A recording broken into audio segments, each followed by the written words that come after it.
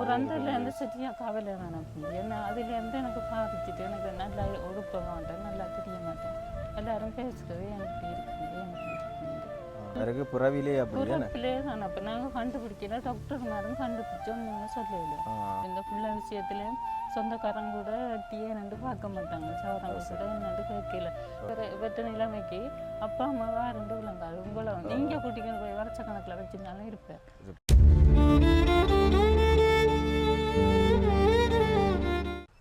Right, வணக்கம் உறவுகளே. வன்னி நண்பன் யூடியூப் தளமூடாக மற்றும் ஒரு காணொலியில் வந்து சந்திப்பதில் வந்து மகிழ்ச்சி. அதன்படி பார்த்தீங்கன்னு சொன்னால் நாங்கள் எங்களுடைய வன்னி நண்பன் யூடியூப் குழுமம் சார்பாக வந்து எங்களோட ஈழத்தில் இருக்கக்கூடிய, குறிப்பாக தற்போது வந்து நாங்கள் வடக்கு மாகாணத்தில் தான் வந்து அதிக அளவிலான எங்களோட உதவி திட்டங்களை வந்து பன்முகத்தன்மையோடு வந்து செய்து கொண்டிருக்கிறோம். அந்த அடிப்படையில் வந்து குறிப்பாக வந்து பாடசாலை மாணவர்களுக்கான பாடசாலை உபகரணங்கள், அதே நேரம் பாடசாலை மாணவர்களுக்கான மாதாந்த நிதி கொடுப்பனவுகள், அதே போல் வந்து வாழ்வாதாரம் பின்தங்கிய நிலைமையில் இருக்கக்கூடிய குடும்பங்களுக்கு வந்து வாழ்வாதார உதவி திட்டங்கள், அதே நேரம் ஒரு பிறந்த நாளோ அல்லது வந்து ஒரு விசேஷமான நிகழ்வுகளோ அல்லது உங்களோட உறவுகளுடைய ஞாபகார்த்த நிகழ்வுகளோ அப்படியான நிகழ்வுகள் வரைக்கும் எங்களோட ஈழத்தில் இருக்கக்கூடிய பகுதிகளில் வந்து ஒரு சில கிராமங்களை வந்து தெரிவு செய்து அவர்களுக்கான மதிய நேர உணவு இப்படின்னு சொல்லி பல விஷயங்களை வந்து நாங்கள் எங்களோட இந்த யூடியூப் சேனல் வாயிலாக வந்து செய்து கொண்டிருக்கிறோம். அதை விட வந்து அண்மை காலமாக பார்த்தீங்கன்னு சொன்னால் இந்த பின்தங்கி, அதாவது வந்து தற்காலிக குடிசைகளில் இருக்கக்கூடிய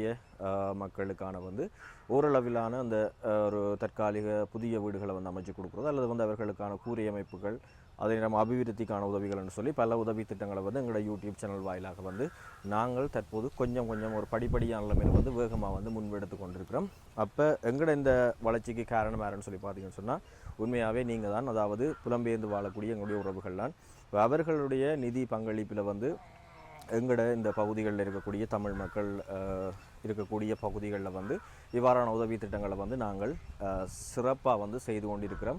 அதுக்குரிய எல்லா கிரெடிட்டுமே வந்து உங்களுக்கு தான் சேரும். அந்த அடிப்படையில் வந்து இந்த இடத்துல உங்களுக்கு நன்றியை கூறிக்கொண்டு, இன்றைக்கும் நாங்கள் ஒரு வித்தியாசமான களத்தில் இருக்கக்கூடிய ஒரு பின்னணியை கொண்ட குடும்பத்தில் இருக்கக்கூடிய ஒரு குடும்பத்துக்கு தான் நாங்கள் ஒரு சில உதவி திட்டத்தை கொடுப்பதற்காக வந்திருக்கிறோம். அதே நேரம் இந்த வீடியோவுக்கு போக முன்பதாக வந்து இந்த வீடியோ பார்த்தீங்கன்னு சொன்னால் உண்மையாகவே உங்களோட கண்கள் கலங்குவதற்கான வாய்ப்பு இருக்குன்னு சொன்னால் அப்படியான ஒரு சரியான ஒரு இறுக்கமான நிலைமையில் வந்து அந்த குடும்பம், அந்த அம்மா வந்து தனிமையில் வந்து கஷ்டப்பட்டு கொண்டிருக்கிறா. அப்போ அவாவுக்கு வந்து ஒரு ஆறுதலான உதவியை நாங்கள் இந்த இடத்துல கொடுத்து, அதே நேரம் அவாவுக்கு இன்னும் ஒரு மிக முக்கியமான ஒரு தேவை இருக்குது. அதையும் வந்து இந்த வீடியோவில் வந்து நாங்கள் முழுமையாக பார்க்க போகிறோம்.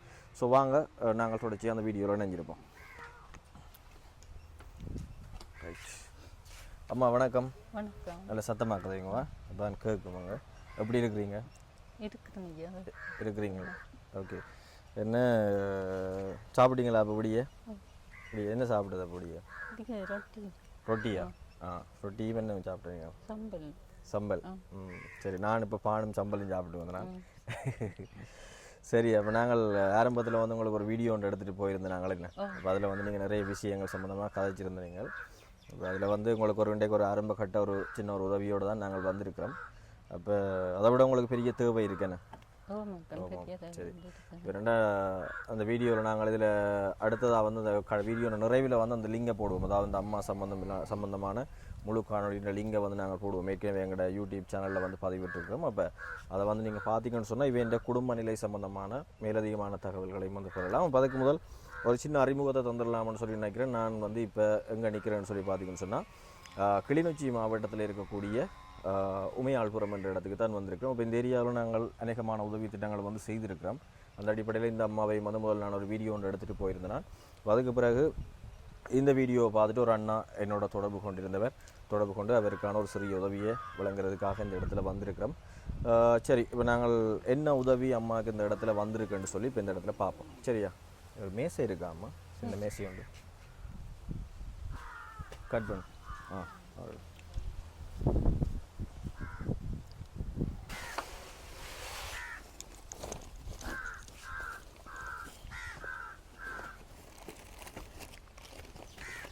சரி அம்மா, என்னென்னு சொன்னாலும் இப்போ இதில் உங்களுக்கு ஒரு குறிப்பிட்ட அளவான சாமான் வந்திருக்கு. இப்போ உங்களுக்கே தெரியும் என்னென்ன சாமான் வந்திருக்குன்னு சொல்லி. இதில் வந்து உங்களுக்கு அரிசி, மா, சீனி, மற்றது வந்து உருளைக்கிழங்கு, மற்ற அந்த சத்துமா தம்பி கேட்டிருந்தீங்களா அது, மற்ற அங்கர், கடலை, பயறு, சோயா மீட், மற்றது அந்த உங்களுக்கு அந்த தேவையான ring soap item, Vim soap, அந்த ஐட்டங்கள் இதில் வந்திருக்கு. மற்ற அதை விட வந்து அவருக்கு அந்த பம்பஸ் அடிக்கடி மாற்றுறது பெரிய பிரச்சனைன்னு சொல்லியிருந்தீங்க. அப்போ அதுலேயும் வந்து உங்களுக்கு ஒரு 3 செட் வந்து ஃபுல்லாக எடுத்து வந்திருக்கிறோம்.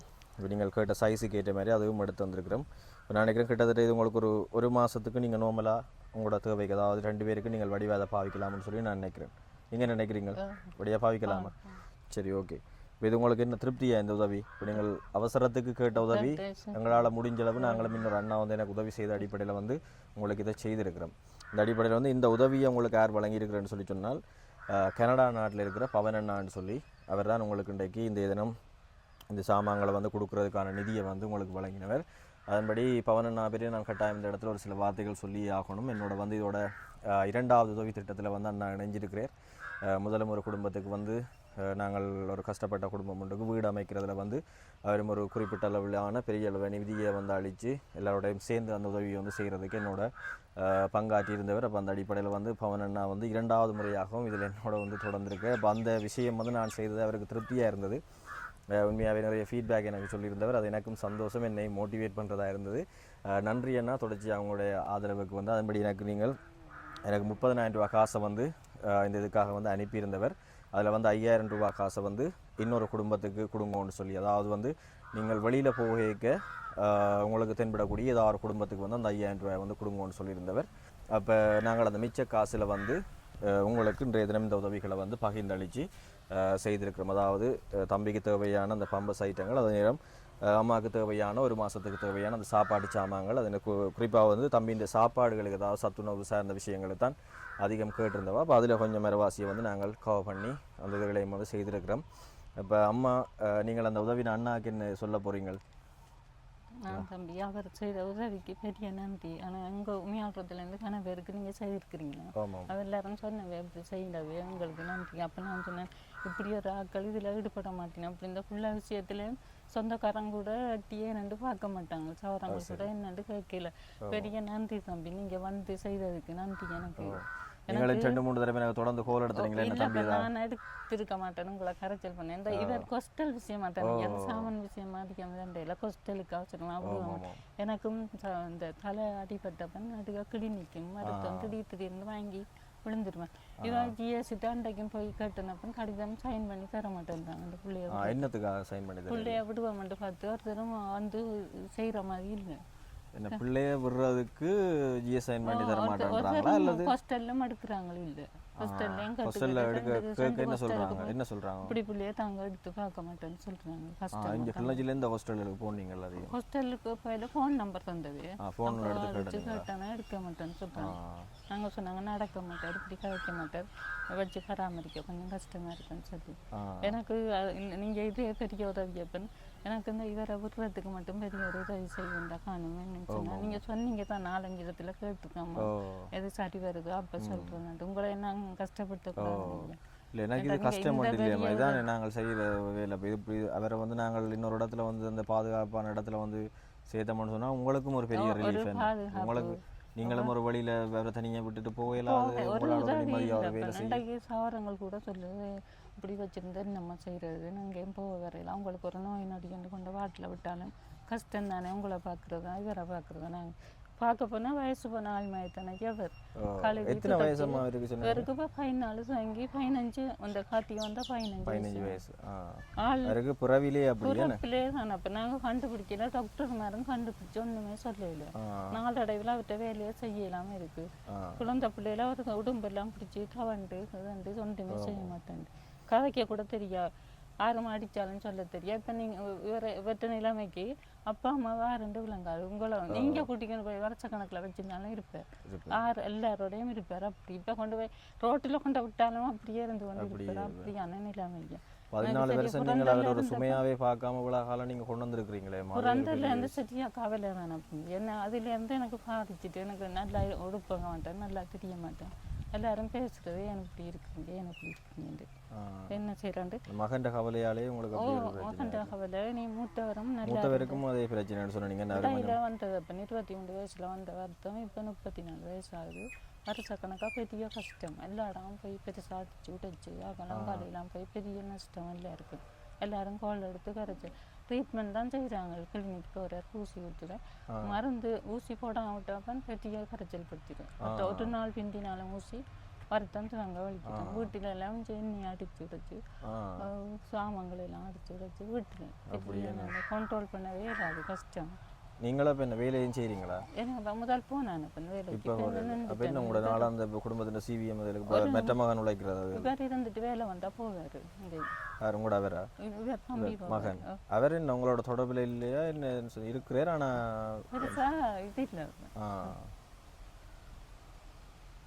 அப்படியான ஒரு நிலைமை என்ன? எனக்கு அந்த ஸ்கூல் போகிற பிள்ளைக்கு எனக்கு இங்கே கஷ்டப்பட்டதில்ல. அந்த பொப்பி கொஞ்சம் படிக்கிறவா ஓஎல் எக்ஸாம் எழுதி ஓஎல் ரிசல்ட் பார்த்து நான் தான் அடுத்ததாக தான் கேட்க மகள் முதலே செகண்ட் செய் தான் 2வது தரம் ஓஎல் எடுத்தவாவா? இல்லை ஒரே இடத்துல பாஸ் பண்ணிட்டா. இப்போ ஏஎலா படிக்கிறா? இப்போ ஏஎல் படிச்சுருக்கிறேன். என்ன படிக்கிறா இப்போ? இது கொமர்ஸ் படிக்கிறா. எப்போ எக்ஸாம் ஆகுது? இப்போ 2026 எக்ஸாம் ஆகும், 2025 எக்ஸாம்? 2025 வார வருஷம் எக்ஸாம். அப்போ அவாக்கும் ஒரு படிப்புக்கான ஒரு உதவி ஒன்று செய்தா தான் வேலைக்கு போய் வரேன். நீ அவங்க அக்காக்கோட இருக்கிறான்னு சொல்லி கல்யாணம் முடிச்சு அக்காவும் டிவோர்ஸ் ஆயிட்டு மனுஷன் கொஞ்சம் மேலாதவரை கட்டி தந்துட்டினோம். மனுஷனும் இந்த மனநோயான தான் கட்டி வந்து பிரச்சனைப்பட்டு அவாவும் மனுஷனை டிவோர்ஸ் ஆகிட்டு தான் தனியாக வேலைக்கு போய் வரவா. பிள்ளைகள் இருக்காவாங்க? பிள்ளை வந்து இருக்கு, அவங்க டாக்டரோட கொடுத்துட்டா பிள்ளைய. எத்தனை வயசு அவாக்கு? அவாக்கு வந்து இப்போ ஒரு 34 வயசு. 34 வயசு. இப்போ அவன் என்ன டிவோர்ஸ் எடுத்துட்டு நம்ம ஆபீசியலா எடுத்துட்டோமா? டிவோர்ஸ் எடுத்தாச்சு. இப்போ 2 வருஷத்துக்கு அப்புறம் தான் டிவோர்ஸும் எடுத்தது. இனி அவாக்கும் பாவம் தண்டை சொல்கிறாங்க, நம்ம நாங்கள் வச்சு பார்க்குறேன்டா தண்டை சில நான் பார்க்குறேன் என்ன பார்த்து கேட்கலாம் அப்படின்னு சில நேரம் பேசுவா இருந்துட்டு எல்லா இதை நான் பார்த்து கொண்டு இருக்கலாம். நான் பிள்ளையும் கொடுத்துட்டு டிவோர்ஸ் ஆகிட்டு நான் என்னோட பிள்ளைய அவளை வச்சு பார்க்குறேன். சில நேரம் கொதிப்பேன். என்ன செய்யறது? என்ன வேலைகள் செய்கிறவாவா? யாரு மகள் இந்த ஃபார்மசி இல்லையா? சரி பார்ப்போம். நாங்கள் அவா சம்மந்தமாக ஏதாவது அவாக்கு ஏதாவது தொழில் வாய்ப்புகளை ஏற்படுத்தி கொடுக்குறது சம்மந்தமாக பார்ப்போம். அப்படி செய்யணும். மற்ற மகள் என்ன அவங்களோட படிச்சுட்டு என்ன சில இந்த படிக்கிறதுக்கு கொப்பி பேனை அதுகள் சிஆர் கொப்பி எல்லாம் மற்ற புத்தகங்கள் அதுகள் பிரச்சனை இல்லை. அது நாங்கள் ஸ்கூலில் கொடுத்தினோம் தானே. சரி, நான் பரவாயில்ல. நான் அது அப்படியா எந்த செலவில் என்றாலும் தங்கச்சிக்கு நான் இதை வாங்கி தரதுக்கு ஒரு முயற்சி செய்கிறேன். சரியா? எனக்கு தெரிஞ்ச ஆக்களிடையும் கதைச்சி பார்க்குறேன். பெரும்பாலும் செய்வினோம். கொப்பி புத்தகங்களுக்கு அவ்வளோ காசு வராது தானே. அப்போ நான் அதை கேட்டு பார்க்குறேன். இல்லாட்டி நான் என்றாலும் அது ஏதோ ஒரு வழியில் உங்களுக்கு அதை எடுத்தாரேன். சரியா? சரியம்மா. என்னென்னு சொன்னால் நாங்கள் இந்த வீடியோ நிறைவு கட்டத்துக்கு வந்துட்டோம். உண்மையாக வந்து எனக்கு இவ்வளோ உதவி செய்யறதே பெரிய நன்றி ஐயா. இந்த பிள்ளைய விடுறதுக்கு மட்டும் அவசரமாக கதைச்சிக்க வச்சு விட்டேன். ஒரு மாதத்துக்கு தேவையான சாமான் இருக்குது, இல்லையாந்து இல்லை. அப்போ இவரை விட்டுட்டேன்னு சொன்னால் ஒரு பாதுகாப்பு அங்கேயும் இருப்பார். போய் பார்த்துட்டு வர மாதிரி வரலன்னு தானே. இல்லை தம்பி, நீங்கள் எவ்வளோ பெரிய உதவியை செய்திருக்கிறீங்க. சொந்தக்காரனே செய்ய மாட்டான்னு இப்படி பெரிய உதவியை. அதுக்கு பெரிய நன்றி ஐயா. இந்த உமையாடுறது ஊராக்கள்னு சொல்கிறது இந்த தம்பி வந்து இவ்வளவெல்லாம் செய்து கொடுக்குறாரு சொல்கிறேன். அது பெரிய உதவி செய்த நீங்கள் இப்போ நன்றி.